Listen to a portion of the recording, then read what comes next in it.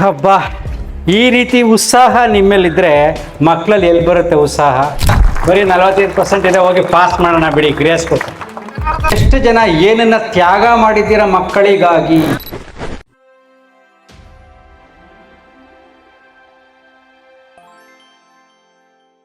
ಮತ್ತೆ ಇಲ್ಲಿನ ನಮ್ಮ ಗೆಸ್ಟ್ ಆಗಿ ಬಂದಿರುವಂತಹ ರಂಗರಾಜ್ ಸರ್, ಇವರು ಯೋಗ ಗುರು ಮತ್ತೆ ಸೈಕಾಲಜಿಕಲ್ ಮೆಂಟರ್ ಕೂಡ. ಇವರ ಯೂಟ್ಯೂಬ್ ಚಾನಲ್ಸ್ ತುಂಬಾ ಇದೆ, ಅದು ಎಲ್ಲರೂ ನೋಡಿದ್ರೆ ಪ್ರತಿಯೊಬ್ಬ ಸಮಸ್ಯೆಗೂ ಪರಿಹಾರ ಸಿಗುತ್ತೆ ಇದರಲ್ಲಿ. ಸೊ ಅವರು ಈ ದಿನ ನಮ್ಮ ಫಂಕ್ಷನ್ಗೆ ಬಂದಿರೋ ನಮಗೆ ತುಂಬಾ ಹಾನರ್ ಅನ್ಸುತ್ತೆ. Thank you sir for your presence sir.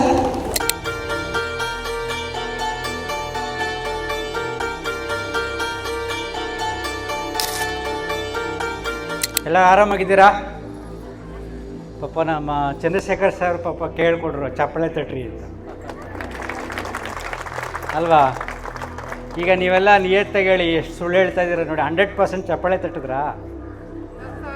ಹಾಂ, ಇದು 100%? 50% ನೋಡ. 100% ಚಪ್ಪಳೆ ತಟ್ರಿ ನೋಡಿ. ಅಲ್ಲಿ ಹಿಂದ್ಗಡೆ ಕೈಯೇ ಎತ್ತಿಲ್ಲ. ಹಬ್ಬಾ, ಈ ರೀತಿ ಉತ್ಸಾಹ ನಿಮ್ಮಲ್ಲಿದ್ದರೆ ಮಕ್ಕಳಲ್ಲಿ ಎಲ್ಲಿ ಬರುತ್ತೆ ಉತ್ಸಾಹ? ಮನೆಗೆ ಎಂಟ್ರಿ ಆದ ತಕ್ಷಣ ಅಪ್ಪ ಅಮ್ಮನ ಮುಖ ನೋಡಿದ್ರೆ ಮಕ್ಳಿಗೆ ಖುಷಿಯಾಗಬೇಕು. ಮಗು ಬರುತ್ತೆ ಸ್ಕೂಲಿಂದ ಸುಸ್ತಾಗಿ, ನೀವು ಮನೇಲಿ ಮುಖ ಊದಿಸ್ಕೊಂಡು ಟಿ ವಿ ನೋಡ್ಕೊಂಡು ಕೂತಿರ್ತೀರ.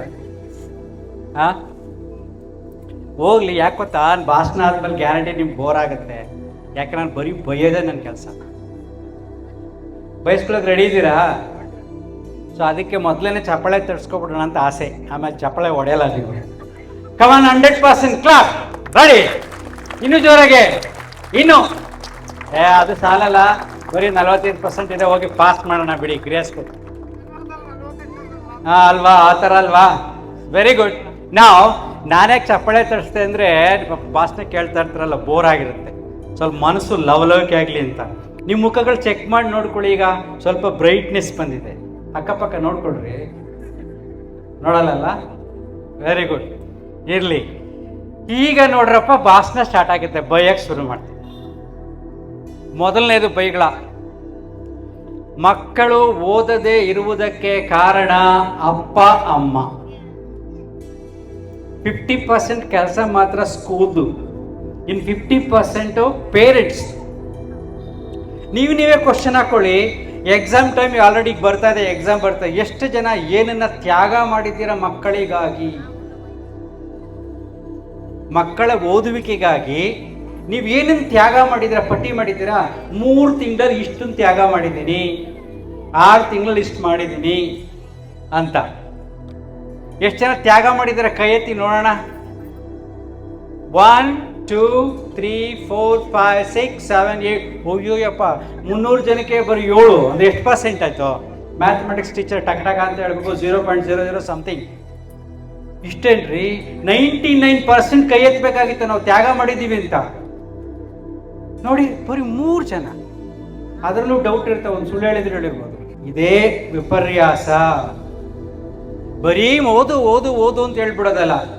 ನೀನು ಮಾತ್ರ ಏನು ಓದಿರಲ್ಲ, SLCನೂ ಪಾಸ್ ಮಾಡಿರಲ್ಲ, ಅಥವಾ ಕಷ್ಟಪಟ್ಟು ಡಿಗ್ರಿ ಪಾಸ್ ಮಾಡಿರ್ತೀನಿ. ಮಗ ಮಾತ್ರ ಡೈರೆಕ್ಟ್ ಇಂಜಿನಿಯರ್ ಆಗಿಬಿಡ್ಬೇಕು, ಡಾಕ್ಟರ್ ಆಗಿಬಿಡ್ಬೇಕು. ಸೊ ಡಾಕ್ಟರ್ ಆಗೋಕ್ಕೆ, ಅವನು ಇಂಜಿನಿಯರ್ ಆಗೋಕ್ಕೆ ನಿಮ್ಮ ತ್ಯಾಗ ಏನು? ಅದು ತುಂಬ ಮುಖ್ಯ. ನಾನೆಲ್ಲ ಪ್ರಾಕ್ಟಿಕಲ್ ಆಗಿ ಹೇಳ್ತೀನಿ. ನನ್ನ ತಂಗಿದಿರು ಇಬ್ರು 2 ವರ್ಷ ಅವ್ರ ಮನೆಗೆ ಕೇಬಲ್ ತೆಗೆಸ್ಬಿಟ್ಟಿದ್ರು. ಮಕ್ಕಳು ಓದಬೇಕಾದ್ರೆ 2 ಇಯರ್ಸ್ ಇರಲಿಲ್ಲ. ಒಬ್ಬ ಇಂಜಿನಿಯರು, ಇಬ್ಬರು ಡಾಕ್ಟ್ರು, ಎಲ್ಲ MD ಮಾಡಿರೋರೆ. ನನ್ನ ತಂಗಿ ಓದು SLC. ಆವಾಗ ಚಿಕ್ಕದಲ್ಲೇ ಮದುವೆ ಮಾಡಿಬಿಡ್ತೀವಲ್ಲ ಬೇಗ.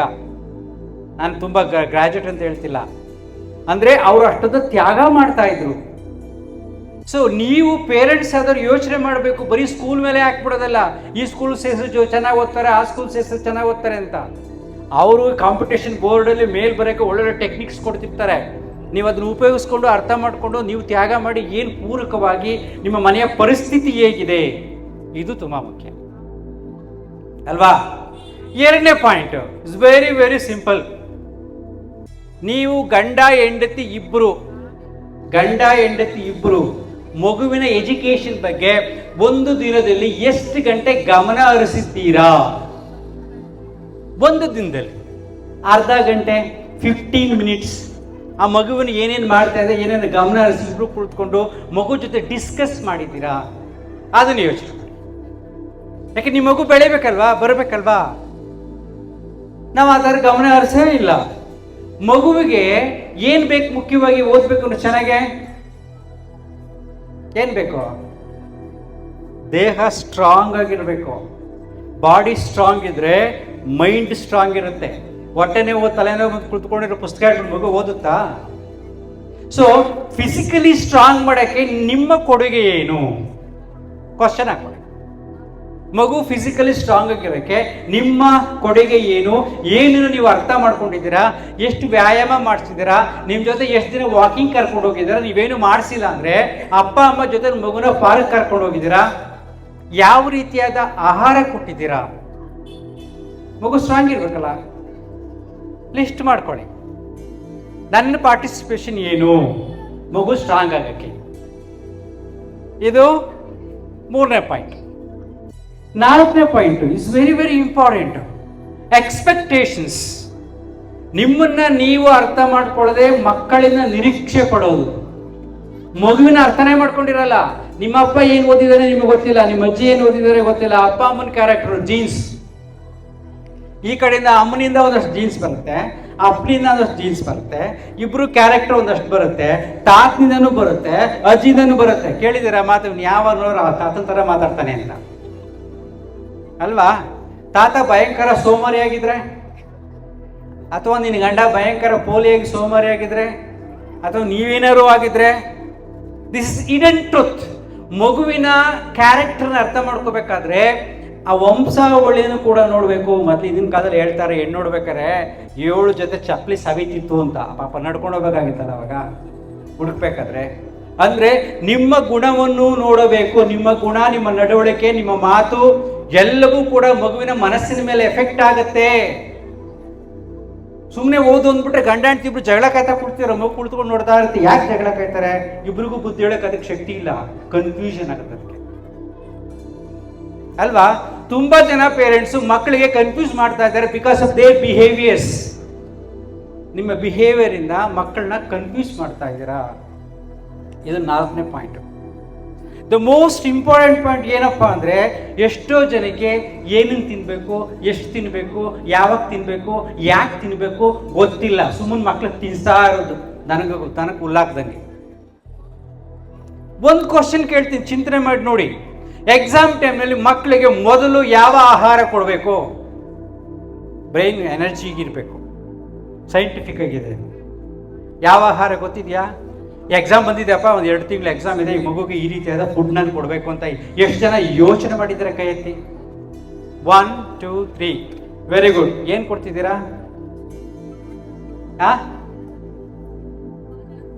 ಬಾದಾಮಿ ಕೊಡ್ತಾ ಇದ್ದೀರಾ? ಆಮೇಲೆ ಆಪಲ್ ಕೊಡ್ತಿದ್ದೀರಾ? Okay, next. ಒಳ್ಳೊಳ್ಳೆ ಊಟ ಕೊಡ್ಬೇಕು. ಏನು ಊಟ? ಚಿಕನ್ನು, ಮಟನ್, ವಾರ ವಾರ. ಆದರೂ ಸ್ವಲ್ಪ ಜನ ಕೈ ಎತ್ತಿದ್ರಿ. ಎಕ್ಸಾಮ್ ಟೈಮಲ್ಲಿ ಮಕ್ಕಳಿಗೆ ಮೊದಲು ಒಂದು ಆಹಾರ ನೆನ್ಪಿಟ್ಕೊಳ್ಳಿ, ಯಾವುದೇ ಕಾರಣಕ್ಕೂ ಅದು ಮಿಸ್ ಮಾಡಬೇಡಿ. ಮೊದಲಿನೂ ಇರಬೇಕಿದು. ಈ ಟೈಮಲ್ಲಿ ತುಂಬ ಮುಖ್ಯ. That is called sweets. ಬೆಲ್ಲದಿಂದ ಮಾಡಿರತಕ್ಕಂಥ ಪದಾರ್ಥಗಳು, ಖರ್ಜೂರ, ಈ ರೀತಿಯಾದ ಸಿಹಿಯಾದ ಪದಾರ್ಥಗಳನ್ನು ಕೊಡಬೇಕು. ದೇಹದಲ್ಲಿ ಗ್ಲೂಕೋಸ್ ಜಾಸ್ತಿ ಆದರೆ ಮಕ್ಕಳಿಗೆ ಮೆಮೊರಿ ಜಾಸ್ತಿ ಇರುತ್ತೆ. ಈವನ್ ಎಕ್ಸಾಮ್ಗೆ ಹೋಗ್ಬೇಕಾದ್ರೆ ಮಕ್ಕಳಿಗೆ ಚಾಕ್ಲೇಟ್ ಕೊಡ್ತಾರೆ. ಅಥವಾ ನೀನು ಎಕ್ಸಾಮ್ ಬರೀಬೇಕಾದ್ರೆ ಸುಸ್ತಾದರೆ ಚಾಕ್ಲೇಟ್ ತಿನ್ನು, ಎಕ್ಸಾಮ್ಗೆ ಹೋಗೋ ಮೊದಲು ಬೇಕಾದ್ರೆ ಹೊರಗಡೆ ಚಾಕ್ಲೇಟ್ ತಿನ್ನು ಅಂತ ಚಾಕ್ಲೇಟ್ ಕೊಡ್ತಾರೆ. ಯಾಕೆಂದರೆ ದೇಹದಲ್ಲಿ ಸಿಹಿ ಅಂಶ ಅಂದರೆ ಟೆನ್ಷನ್ ಆಗಲ್ಲ, ಅವ್ರಿಗೆ ಎನರ್ಜಿ ಸಿಗ್ತಾ ಇರುತ್ತೆ. ಕೆಲವು ಕ್ವಶನ್ಸ್ ಅರ್ಥ ಆಗೋದಿಲ್ಲ, ಟೆನ್ಷನ್ ಆಗಿಬಿಡ್ತಾರೆ, ವೀಕ್ ಆಗಿಬಿಡ್ತಾರೆ, ಸುಸ್ತಾಗ್ಬಿಡ್ತಾರೆ. ಅದಕ್ಕೆ ಇದು ತುಂಬ ಸಹಾಯ ಆಗುತ್ತೆ. That is called home made sweets. ಬೇಕರಿಯಿಂದ ತರೋದಲ್ಲ, ಸಕ್ಕರೆಯಿಂದ ಮಾಡೋದಲ್ಲ, ಡೂಪ್ಲಿಕೇಟ್ ಬೆಲ್ಲದಿಂದ ಮಾಡೋದಲ್ಲ. ಒರಿಜಿನಲ್ ಬೆಲ್ಲ ತಂದು ಮನೆಯಲ್ಲಿ ಸಿಹಿಯಾದ ತಿಂಡಿಗಳನ್ನು ಮಾಡಿಕೊಡ್ಬೇಕು. ಇಲ್ಲಾಂದ್ರೆ ಸ್ವಲ್ಪ ಅನುಕೂಲತೆ ಇದ್ದರೆ ಡ್ರೈ ಫ್ರೂಟ್ಸು, ಖರ್ಜೂರ ಇವೆಲ್ಲ ಹಾಕಿ ಉಂಡೆಗಳು ಮಾಡಿ ಇಟ್ಕೊಂಡಿರ್ಬೇಕು. ದಿನ ಒಂದೊಂದು ಉಂಡೆ ಸ್ಕೂಲ್ಗೆ ಹೋಗ್ಬೇಕಾದ್ರೆ ಮಗುವಿಗೆ ಉಂಡೆ ತಿನ್ನಿಸ್ಬೇಕು. This is simple technique. ಇದೆಲ್ಲರೂ ಮಾಡ್ಬೋದಲ್ವಾ? ಎಷ್ಟು ಡಿಫ್ರೆನ್ಸ್ ಆಗುತ್ತೆ ಗೊತ್ತಾದ್ ನೋಡಿ. ಎರಡನೇದು, ನಿರಂತರವಾಗಿ ಮಕ್ಕಳಿಗೆ ಬುದ್ಧಿ ಬೆಳವಣಿಗೆ ಆಗಬೇಕು ಅಂದರೆ, ಮೆಮೊರಿ ಇರಬೇಕು ಅಂದರೆ, ಡೈಜೆಸ್ಟಿವ್ ಸಿಸ್ಟಮ್ ಹೊಟ್ಟೆ ಚೆನ್ನಾಗಿರ್ಬೇಕು ಅಂದರೆ ಒಂದಿನ ಕೊಡಬೇಕು. ಯಾವಾಗಲೂ ಕೊಡ್ತಾನೆ ಇರಬೇಕು ವರ್ಷ ಪೂರ್ತಿ ಮಕ್ಕಳಿಗೆ. ಅದು ಯಾವುದು ಗೊತ್ತಿಲ್ಲ, ಯಾಕಂದ್ರೆ ನೀವು ಕೊಟ್ಟಿಲ್ಲ. ನಿಮ್ಗೆ ಯಾರು ನಮ್ಮಂಥ ಯೋಗ ಟೀಚರ್ ಬಂದು ಹೇಳಲಿಲ್ಲ. ಇರಲಿ, ಏನಿಯಾವ್ ಇವತ್ತಿಂದ ಶುರು ಮಾಡ್ಕೊಳ್ಳಿ. ಪ್ರತಿದಿನ ತಪ್ಪಿಸದೆ ಮಕ್ಕಳಿಗೆ ಮಿನಿಮಮ್ 1 ಸ್ಪೂನ್ ತುಪ್ಪ ಕೊಡಬೇಕು. ಒರಿಜಿನಲ್ ತುಪ್ಪ ಆದ್ರೂ ಓಕೆ, ಇನ್ನು ಸಿಗೋದಿಲ್ಲ, ನಂದಿನಿ ತಗೊಳ್ಳಿ, ನೋ ಪ್ರಾಬ್ಲಮ್. ಯಾಕೆಂದರೆ ನಂದಿನಿ ಕಂಪ್ನಿಯನ್ನು ತುಂಬ ಕೋರ್ಸ್ ಮಾಡಿದ್ದೀನಿ, ಸ್ಟ್ರೆಸ್ ಮ್ಯಾನೇಜ್ಮೆಂಟ್ ಪ್ರೋಗ್ರಾಮ್ಸ್ ಮಾಡಿದ್ದೀನಿ. ಒಳಗಡೆ ಎಲ್ಲ ಕರ್ಕೊಂಡೋಗಿ ತೋರಿಸಿರೋದು ನನಗೆ ಕ್ವಾಲಿಟಿ ಕಂಟ್ರೋಲಲ್ಲಿ. ತುಂಬ ಚೆನ್ನಾಗಿರುತ್ತೆ. ಮಿನಿಮಮ್ ತುಪ್ಪ ಕೊಡಬೇಕು, 1 ಸ್ಪೂನ್. ಎಷ್ಟು ತಿಂತಾರೋ ತಿನ್ನಲಿ, ಕಂಪಲ್ಸರಿ ತಿನ್ನಲೇಬೇಕು. ನಿಮ್ಗೆ ಆಶ್ಚರ್ಯ ಆಗ್ಬೋದು, ನನಗೆ ಇನ್ನೂ ಸ್ವಲ್ಪ ವಯಸ್ಸು ಹೆಂಗಾಗಿ ಕಾಣ್ತೀನಿ ಅಂತ. ಬೆಂಗಳೂರಿಗೆ ಬಂದು ಟೆನ್ಷನಿಂದ ಸ್ವಲ್ಪ ವೀಕ್ ಆಗಿದ್ದೀನಿ. ಇನ್ನು ಹಳ್ಳಿಲಿದ್ದರೆ ಇನ್ನೂ ಚೆನ್ನಾಗಿರ್ತಿದ್ದೆ. ಯಾಕೆಂದರೆ ಮೊಸರನ್ನಕ್ಕೆ ನಾನು ಡೈಲಿ ತುಪ್ಪ ಹಾಕೊಂಡು ತಿಂತಿದ್ದೆ. ತುಂಬ ಜನ ತಿಂದಿರಲ್ಲ, ಆ ರುಚಿನೂ ಗೊತ್ತಿರಲ್ಲ. ಮೊಸರನ್ನಕ್ಕೆ ತುಪ್ಪ ಹಾಕೊಂಡ್ರೆ ನಿಮ್ಗೆ ಆಶ್ಚರ್ಯ ಆಗುತ್ತೆ. ಮೊಸರನ್ನ ತುಪ್ಪ ಹಾಕೊಂಡಿದ್ದೆ, ನನ್ನ ಸ್ಕಿನ್ ಹೆಂಗೆ ಕಲರ್ ಇತ್ತು ಗೊತ್ತಾ, ತುಂಬ ಸಾಕಾಗಿದೆ ಅವಾಗ. ಈಗ ಬಿಡಿ, ವಯಸ್ಸಲ್ಲಿ ಏನು ಮಾಡೋಕ್ಕಾಗಲ್ಲ. ಅಂದರೆ ತುಪ್ಪವನ್ನು ಜಾಸ್ತಿ ಉಪಯೋಗಿಸ್ಬೇಕು. ಇದು ಮಾಡೋದು ಕಷ್ಟ ಏನ್ರಪ್ಪ ನಿಮಗೆ? ನೀವು ತಿನ್ನಿ, 1 ಸ್ಪೂನು, ಆರೋಗ್ಯಕ್ಕೆ ಒಳ್ಳೆಯದು. ಕೊಲೆಸ್ಟ್ರಾಲ್ ಅಲ್ಲ, ಕೊಲೆಸ್ಟ್ರಾಲ್ ಬಂದ ಮೇಲೆ ಕೆಟ್ಟಿದ್ದು. ಕೊಲೆಸ್ಟ್ರಾಲ್ ಬರೋವರೆಗೂ ಅದು ಒಳ್ಳೆಯದು. ಓಕೆ, ಎಸ್ಪೆಷಲಿ ಮಕ್ಳಿಗೆ ಕಂಪಲ್ಸರಿ ನೀವು ತುಪ್ಪ ಕೊಡಬೇಕು. ಓಕೆನಾ? Next is very very simple. ನಿಮ್ಮ ಮಕ್ಕಳು ಶಾಲೆಯಿಂದ ಬರಬೇಕಾದ್ರೆ ಸುಸ್ತಾಗಿರ್ತಾರ, ಖುಷಿಯಾಗಿರ್ತಾರ? ಸುಸ್ತಾಗಿರ್ತಾರ? ಕೈ ಎತ್ತಿ. ಓಕೆ, ಖುಷಿಯಾಗಿರೋರು ಕೈ ಎತ್ತಿ. ಸೊ ಖುಷಿಯಾಗಿರೋರು ಮಕ್ಕಳು ಜಾಸ್ತಿ ಮಾರ್ಕ್ಸ್ ತೆಗಿತಾರೆ, ಸುಸ್ತಾಗಿರೋರು ಮಕ್ಕಳು ಕಡಿಮೆ ತೆಗಿತಾರೆ. ಸಿಂಪಲ್. ಯಾಕೆಂದ್ರೆ ಇದನ್ನ ನೀವು ಅರ್ಥ ಮಾಡ್ಕೊಳ್ಳಿ. ಮಕ್ಕಳಿಗೆ ಮನವರಿಕೆ ಮಾಡಬೇಕು. ಅವ್ರು ಏನನ್ನು ಮಾಡ್ತಾ ಇದ್ರು ಅದನ್ನು ಅವರು ಎಂಜಾಯ್ ಮಾಡ್ತಾ ಇಲ್ಲ. They are not enjoying what they are doing. ಅವ್ರು ಏನು ಕೆಲಸ ಮಾಡ್ತಾರೋ ಅವರು ಖುಷಿ ಪಡ್ತಿಲ್ಲ. ಖುಷಿ ಪಡುವಂಗೆ ತಪ್ಪೆಲ್ಲ ಆಗ್ತಿದೆ, ಅದನ್ನ ಗುರ್ತಿಸ್ಬೇಕು ನೀವು. ಸ್ಕೂಲಿಂದ ಬಂದ ಮಕ್ಕಳು ಖುಷಿ ಆಗ್ಬೇಕು. ಖುಷಿ ಆಗಿಲ್ಲ ಅಂದ್ರೆ ಏನಪ್ಪ, ಏನು ಕತೆ ಐತೆ ನಮ್ಗೆ ವಿಚಾರಿಸ್ಬೇಕು, ಮಾತಾಡಬೇಕು. ಆ ಮಗು ಅದೇನು ಮಾಡ್ತಾ ಇದೆ ಅದನ್ನ ಎಂಜಾಯ್ ಮಾಡೋಂಗೆ ಮಾಡೋದೇ ದೊಡ್ಡ ಟೆಕ್ನಿಕ್ಕು ಪೇರೆಂಟ್ಸ್ಗೆ. ಇದನ್ನು ಮಾಡಿಬಿಟ್ರೆ ನೀವು ತಲೆನೇ ಕೆಡಿಸ್ಕೊಳಂಗಿಲ್ಲ, ಅದ್ರ ಪಾಡಕ್ಕೆ ಅದು ಓದ್ತಾ ಇರುತ್ತೆ. ಇನ್ನೊಂದು ಹೇಳ್ತೀನಿ, ಈಗಿನ ಕಾಲದ ಮಕ್ಕಳು ನಮಗಿನ್ನ ತುಂಬ ಬ್ರಿಲಿಯಂಟ್. ಅದು ಅರ್ಥ ಮಾಡ್ಕೊಂಡಿದ್ದಾರೆ. ಹೋಗ್ಲಿ, ಜನರೇಷನ್ ಗ್ಯಾಪಲ್ಲಿ ಮಕ್ಕಳು ನಮಗಿನ್ನ ತುಂಬ ಬುದ್ಧಿವಂತರು. ಅದಕ್ಕೆ ಒಂದೇ ಒಂದು ಇನ್ಸಿಡೆಂಟ್ ಹೇಳ್ತೀನಿ. ನನ್ನ ತಂಗಿಯ ಮೊಮ್ಮಗ, ಅಂದರೆ ಮಗನ ಮಗ, ಅವನು 2nd ಸ್ಟ್ಯಾಂಡರ್ಡು, ಮೈಸೂರಲ್ಲಿದ್ದಾರೆ. ನಾನು ಹೋಗಿದ್ದೆ. ಹೋಗ್ಬೇಕು, ಏನೋ ಎಷ್ಟು ಮಾರ್ಕ್ಸ್ ತೆಗಿತಿದ್ದೇನೆ, ಔಟ್ ಆಫ್ ಅಪ್ ತೆಗಿತಾ ಇದ್ದೀನಿ. ನಾನು ತಮಾಷೆ ಮಾಡೋಕೆ, ಏನು ಮಹಾ ನೀನು ಔಟ್ ಆಫ್ ಅಪ್ ತೆಗೆಯೋದು, ನಾನು 100ಗೆ 110 ತೆಗಿತಿದ್ದೆ ಅಲ್ಲಿ. ಅವ್ನು ಟಕ್ ಅಂತ ಹೇಳ್ದ, 100ಗೆ 110 ತೆಗಿಯಕ್ಕಿದೆ ಕ್ರಿಕೆಟ್ ಮ್ಯಾಚ್, ವೈಡ್ ಬಾಲ್ ಹಾಕಕ್ಕೆ. ಇಸಿ 2ನೇ ಕ್ಲಾಸ್ ಮಗು ಎಷ್ಟು ತಲೆ ಉಪಯೋಗಿಸುತ್ತೆ. ಈಗಿನ ಕಾಲದ ಮಕ್ಕಳು ನಮಗಿನ್ನ ಬ್ರಿಲಿಯಂಟ್ ಆಗಿದ್ದಾರೆ ಅನ್ನೋದನ್ನ ಪೇರೆಂಟ್ಸ್ ಅರ್ಥ ಮಾಡ್ಕೊಳ್ಳಿ. ಸೊ ಅವ್ರ ಮುಂದೆ ನಿಮ್ಮ ಬಿಹೇವಿಯರ್ ಹೇಗಿರ್ಬೇಕು ಅಂತ ಅರ್ಥ ಮಾಡ್ಕೊಳ್ಳಿ. ಅವ್ರ ಮುಂದೆ ನಿಮ್ಮ ಮನೆಯಲ್ಲಿ ಹೇಗಿರ್ಬೇಕು ಅನ್ನೋದು ಅರ್ಥ ಮಾಡ್ಕೊಳ್ಳಿ. They are very brilliant. Generation gap fast ಆಗಿ ಹೋಗ್ತಾ ಇದ್ದಾರೆ. ಈಗ ಮೊಬೈಲ್ ಯುಗ, ಅದ್ರಲ್ಲಿ ಬೇಕಾಟ್ ಕಲಿತಾ ಇದ್ದಾರೆ, ಹೊರಗಡೆ ಎಲ್ಲ ನೋಡ್ತಾ ಇದ್ದಾರೆ. ಇದನ್ನ ನೀವು ಗುರುತಿಸ್ಬೇಕು. ಅವ್ರ ಹತ್ರ ಬಿಹೇವಿಯರ್ಸ್ ತುಂಬಾ ಕೇರ್ಫುಲ್ ಆಗಿರ್ಬೇಕು. ಪ್ರತಿದಿನ ಮಗು ಜೊತೆ ಯೋಗ ಮಾಡಬೇಕು. ಪ್ರತಿದಿನ ಮಗು ಜೊತೆ ವಾಕಿಂಗ್ ಹೋಗ್ಬೇಕು.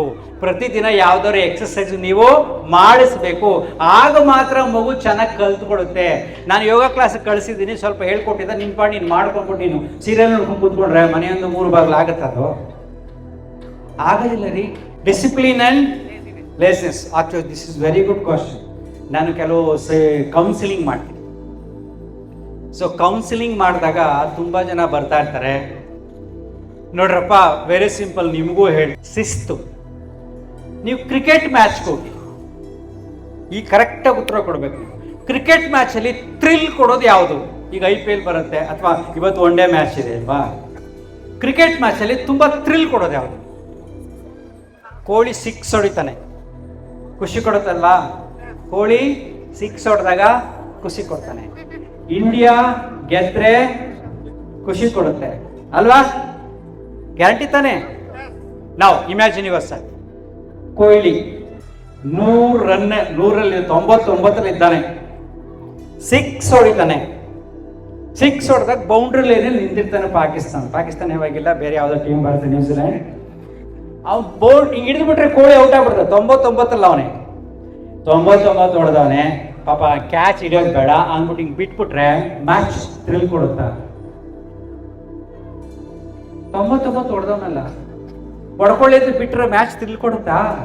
ಇಲ್ಲ, ಅವ್ನು ಕ್ಯಾಚ್ ಹಿಡಿಬೇಕು. ಕೊಹ್ಲಿ ಬೋಲ್ಡ್ ಆದ, ಬೋಲ್ಡು 99 ಪರವಾಗಿಲ್ಲ ಬಿಡ್ರಿ, ಆಡಪ್ಪ ನೀನೊಂದು ಅಂಪೈರ್ ಹೇಳ್ಬಿಟ್ಟು ನೀವು ಆಡಿದ್ರೆ ಮ್ಯಾಚ್ ಥ್ರಿಲ್ ಕೊಡುತ್ತಾ? ರನ್ಔಟ್ ಆಗ್ಬೇಕಾದ್ರೆ ಈಗ ನೋಡಿ ಹಿಂಗಂತ ಬ್ಯಾಟು ಗಾಳಿ ಸ್ವಲ್ಪ ಇದ್ರು ಕೂಡ ಹಿಂಗ್ ಹಿಂಗ್ ಹೇಳ್ತಾ ಇರುತ್ತೆ, ಹಿಂಗ್ ನೋಡ್ತಾ ಇರುತ್ತೆ. ಎಷ್ಟು ಸ್ಟ್ರಿಕ್ಟ್ ಆಗಿ ರೂಲ್ಸ್ ಅಂಡ್ ರೆಗ್ಯುಲೇಷನ್ಸ್ ಫಾಲೋ ಮಾಡ್ತಾರೋ ಅದು ನಿಮಗೆ ಥ್ರಿಲ್ ಕೊಡ್ತಾ ಇರೋದು.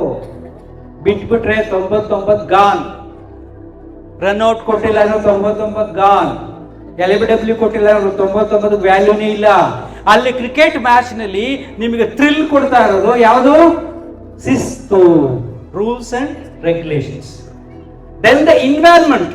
ಅವ್ನು ಕ್ಯಾಚಿಂಗ್ ಬರುತ್ತೆ, ಬಿದ್ರೆ ಕೈಗೇಟ್ ಆಗ್ಬಿಡುತ್ತೆ, ಕಾಲ್ಗೇಟ್ ಆಗ್ಬಿಡುತ್ತೆ, ಬೇಡ ಅಂದು ಬಿಟ್ಬಿಟ್ರೆ ಮ್ಯಾಚ್ ಥ್ರಿಲ್ ಕೊಡುತ್ತಾ? ಅವ್ನು ಡಮ್ ಅಂತ ಬೀಳ್ತಾನೆ, ಏಟಾದ್ರು ರಕ್ತ ಬಂದ್ರು ಹಿಡಿತಾನೆ. That is called involvement. And third thing, ಆ ಮ್ಯಾಚ್ ಆ ಕ್ರಿಕೆಟ್ ಬಗ್ಗೆ ಅವನು ಎಲ್ಲ ತಿಳ್ಕೊಂಡಿರ್ತಾನೆ.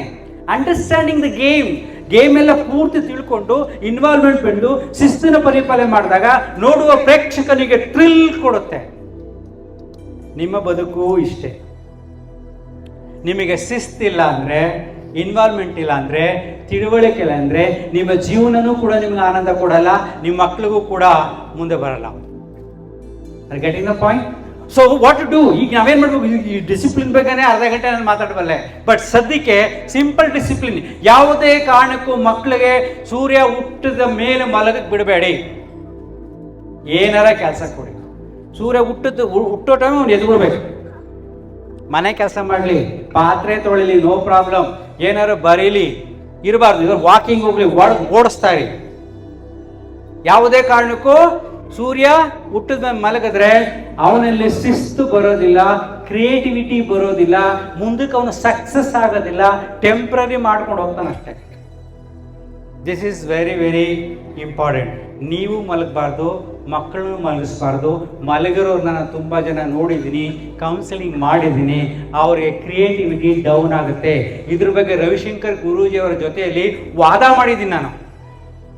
ವಾದ ವಿವಾದಗಳು ಅವ್ರು ಹೇಳಿದ್ದಾರೆ, ನೀವು ರಿಸರ್ಚ್ ಮಾಡು, ನೋಡು ಯಾರು ಸೂರ್ಯ ಹುಟ್ಟಿದ ಮೇಲೆ ಮಲಗ್ತಾರೋ ಒಂದಲ್ಲ ಒಂದು ಟೈಮಲ್ಲಿ ರಾಂಗ್ ಡಿಸಿಷನ್ ತಗೊಂಡು ತಪ್ಪು ಮಾಡ್ತಾರೆ, ಕ್ರಿಯೇಟಿವಿಟಿ ಕಡಿಮೆ ಆಗುತ್ತೆ ಅಂತ.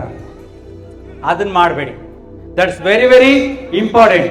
ನಂಬರ್ 2, ನೀವು ಸ್ವಲ್ಪ ಇದು ಕಠೋರವಾಗಿದೆ. ಮಕ್ಕಳ ಅಶಿಸ್ತಿಗೆ ಕಾರಣ ಪೋಷಕರೇ. ಯಾಕಂದ್ರೆ ಅವರು ಶಿಸ್ತಿನ ಪರಿಪಾಲನೆ ಮಾಡ್ತಾ ಇಲ್ಲ. ಇವ್ರು ಮಲ್ಕೊಂಡ್ಬಿಟ್ಟು ಎದೋಗ 6 ಗಂಟೆ ಆಯ್ತು ಬರುತ್ತಾ?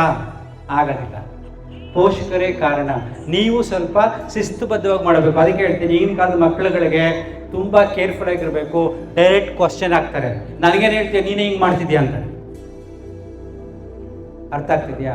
ಸೊ ಹೇಗೆ ಕ್ರಿಕೆಟ್ ಮ್ಯಾಚ್ ನಿಮಗೆ ಥ್ರಿಲ್ ಕೊಡೋಕ್ಕೆ ರೂಲ್ಸ್ ಕಾರಣನೋ, ಶಿಸ್ತು ಕಾರಣನೋ, ಹಾಗೇನೆ ನಿಮ್ಮ ಮಕ್ಕಳ ಭವಿಷ್ಯಕ್ಕೆ ತುಂಬ ಸ್ಟ್ರಿಕ್ಟ್ ರೂಲ್ಸ್. ಕಠೋರ ಆದರೂ ಪರವಾಗಿಲ್ಲ, be strict enough to follow the rules follow ಮಾಡೋಕ್ಕೆ ಅದನ್ನು ಫಾಲೋ ಮಾಡಿ. ಅರ್ಥ ಆಯ್ತಾ? Okay, done.